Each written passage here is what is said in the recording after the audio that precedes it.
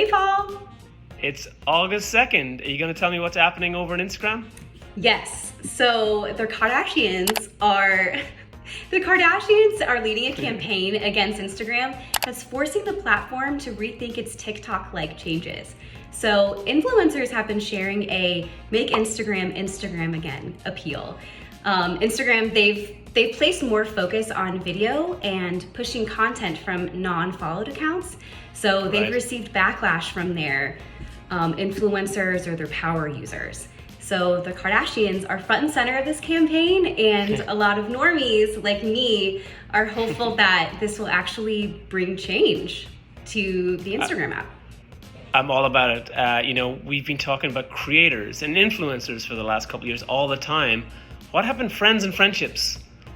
Instagram was set up to follow our friends and see their wonderful pictures and be jealous of their fantastic, fabulous lives.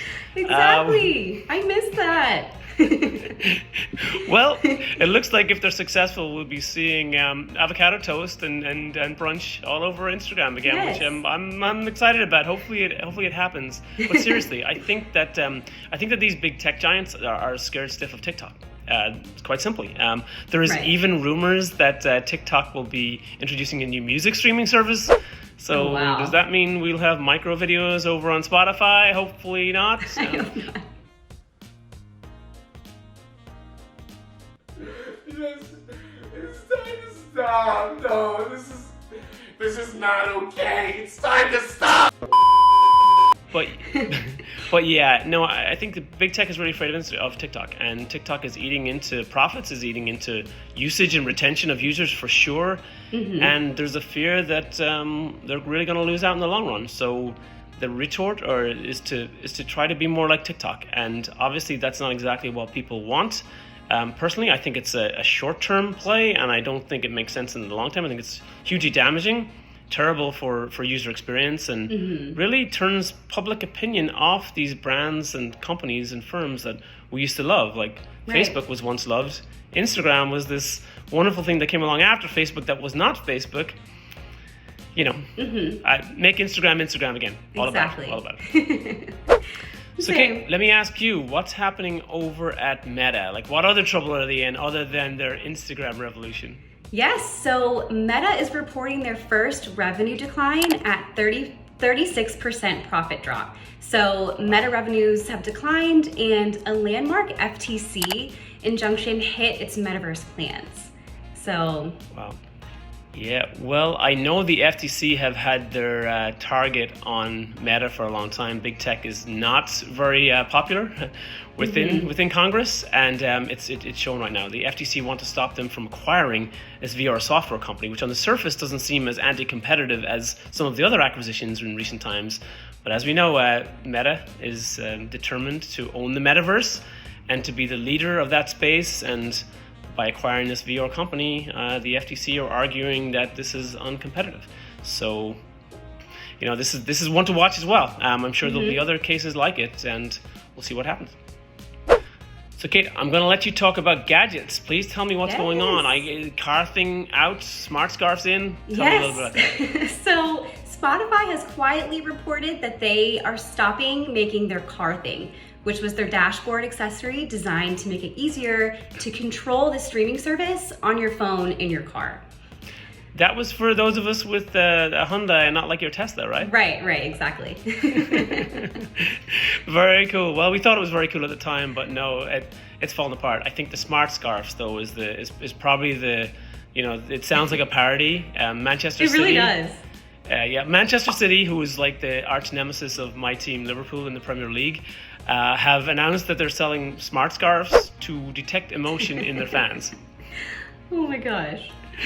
So if anyone who follows the English Premier League or just soccer, worldwide soccer in general, know that there's amazing atmospheres in some of these stadiums, and fans are singing, they're cheering, they're shouting, they're whatever. I don't think it's necessary to have a smart scarf, but hey, who am I to tell? I can't wait to see this unfold. I would wear a smart scarf. Really? Dude, I'm waiting for this. Make it happen. Maybe you can wear it to one of the DC United matches. Wayne Rooney is back. He's the new manager. He's come back to manage the team here in DC. So Perhaps we'll need a smart scarf to, inject a little bit of passion down there. It's much needed. Oh, I love it. So, Kate, stats of the week. You're going to tell me about the big three. What's going on? Yes. So stat of the week is 40%, 36%, and 33%. So we are talking about the big three cloud vendors. That's AWS, Microsoft Azure, and Google Cloud. So these three companies have seen astounding growth in Q2, and it's time to get serious about making cloud investments. Absolutely. It's always fascinating for me to realize that not all firms and companies and the enterprises on the cloud, they're not. And this just shows that this continual huge growth of these cloud service providers it's a trend that's not stopping anytime soon. Right. We are huge on AWS. We used to be big on Microsoft Azure. We were actually the first company to take Special Olympics International onto Azure 10, 11 years ago, and now all of their web services, everything they do is on top of Microsoft Azure. So, we have been pushing cloud for a long time. Digital transformation, I think, is still super important, throughout enterprise, and the numbers prove that it's still growing and plenty of opportunity for groups that want to get involved in digital transformation, people like us, as well as for these big three to keep on racking it in, doing what they do best. Growth is phenomenal. Absolutely. Well, Kate, the next story is our blockchain. What's happening with Time Magazine, one of my favorite Web3 innovators? Yes, so Time Magazine's president recently stated that he hopes to convert all future memberships into NFTs. So that would grant holders grant holders exclusive subscription rights, as well as the option to own their data.